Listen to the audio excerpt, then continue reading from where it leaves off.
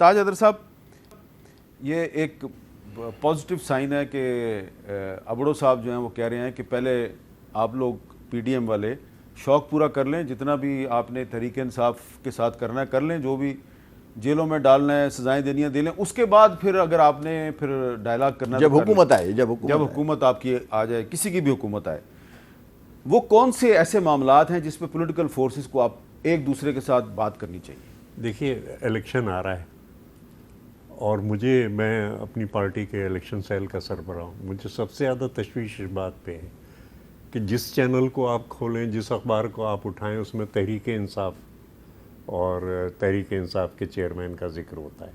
اتنا ذکر تو اس وقت بھی نہیں ہوتا تھا جس وقت وہ حکومت میں تھے. تو یہ بار بار دہرانا جو ہے، یہ احسان ہے آپ کا، بار بار دہرانا جو ہے، یہ ان کے نام کو سا بار بار سامنے لایا جا رہا ہے. ہمارے چیئرمین کا کہیں تیسرے چوتھے صفحے پہ ہوتا ہے. تو یہ جو ہے، یہ مجھے تو یہ فکر ہے. لیکن بڑی چیز یہ ہے کہ جو بھی حکومت ہے، جیسے بھی آئے، ہم ملک میں ایک مہذب سیاسی کلچر دیکھنا چاہتے ہیں. دیکھیے، اختلاف رائے برکت ہے، اور ہم تو ڈائلیکٹکس کے آدمی ہیں کہ تھیسس اور اینٹی تھیسس، اور اس کے بعد سنتھسس ہوتی ہے، کیونکہ اختلاف رائے اگر نہ ہو تو سنتھسس نہیں ہو سکتی. لیکن علامہ اقبال نے ایک مضمون میں ان کا پڑھا تھا 1904 کا، ان کا اختلاف برکت ہے، لیکن اختلاف میں جہاں ذاتی پہلو شامل ہو جائے تو اس کے نتائج خطرناک. بالکل ٹھیک ہے، بالکل. یہ اقبال 1904 کے اندر لکھ رہے ہیں، قومی زندگی کے نام سے ان کا مضمون ہے، مخزن میں چھپا ہے، کہ اگر ذاتی پہلو اس میں ذاتی مفاد وابستہ ہو جائے تو پھر اس کے نتائج خطرناک. ٹھیک ہے، ٹھیک ہے جی. عفنان اللہ صاحب، کون سا ایک ایشو بتائیں جس پہ پولیٹیکل فورسز کو آپس میں بات کرنی چاہیے؟ دیکھیں، یہ جو چارٹر آف ڈیموکریسی ہے، یہ ایک ایسا ڈاکیومنٹ ہے جس کو شروع میں پی ٹی آئی نے انفارچونیٹلی چارٹر آف ڈکیتی کا نام دے دیا تھا کہ چارٹر آف ڈکیتی، اس کو پڑھے بغیر.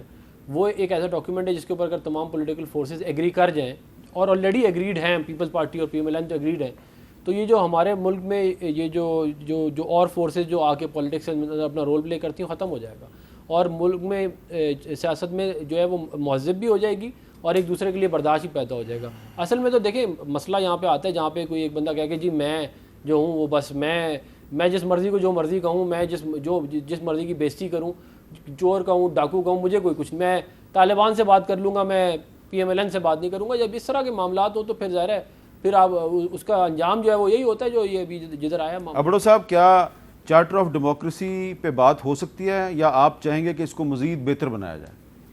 دیکھیں نا، پہلے تو یہ ایک اچھی کوشش تھی بینظیر صاحبہ کی یا میاں صاحب کی اسی ٹائم میں. 2006 میں ہی چارٹر آف ڈیموکریسی سائن ہوا نا. دیکھیں، ماضی کی اتنی چپکلش ان دونوں پارٹیز کی تھی تو یہ اچھا سائن تھا کہ آپس میں بیٹھتی. میں تو دیکھیں پہلے ہی کہہ چکا کہ مطلب پولیٹیکل پارٹیز کو بیٹھنا پڑے گا. یہ جو ہم پیچھے بیٹھے نا، آپ کے پیچھے بھی پکچر لگی ہوئی ہے، جب تک یہ ہاؤس جو ہے مضبوط نہیں ہوگا نا، تب تک پاکستان کے مسائل حل نہیں ہونا. اور یہ ہاؤس تب حل ہوگا جب ہم سب جو ہیں ایک پیج پہ بیٹھیں گے، لیکن فار پاکستان، ذاتی مفادات کے لیے نہیں. یہی چارٹر آف ڈیموکریسی ہونی چاہیے، وہ ذاتی مفادات کے لیے نہیں، ذاتی مفادات کو کور دینے کے لیے نہیں، پاکستان کے عوام کے بھلائی کے لیے. بالکل آپ نے صحیح بات کیا ہے. بہت بہت شکریہ جناب سیف اللہ ابڑو صاحب، جناب عفنان اللہ خان صاحب اور جناب سینیٹر تاج حیدر. بات جو ہے اس سے کوئی اختلاف نہیں کر سکتا کہ جب تک یہ پیچھے جو میرے پارلیمنٹ ہے، جب تک یہ پارلیمنٹ مضبوط نہیں ہوگی تو نہ تو پاکستان میں عدلیہ مضبوط ہوگی، نہ میڈیا مضبوط ہوگا، نہ ہی کوئی اور ادارہ مضبوط ہوگا. اگر اس پارلیمنٹ کے ایک ایوان میں ایک دن میں 129 آئٹمز پیش کیے جائیں گے اور 122 بل بغیر سوچے سمجھے، بغیر دیکھے منظور کر لیے جائیں گے، تو اس سے پارلیمنٹ مضبوط نہیں، کمزور ہوگی.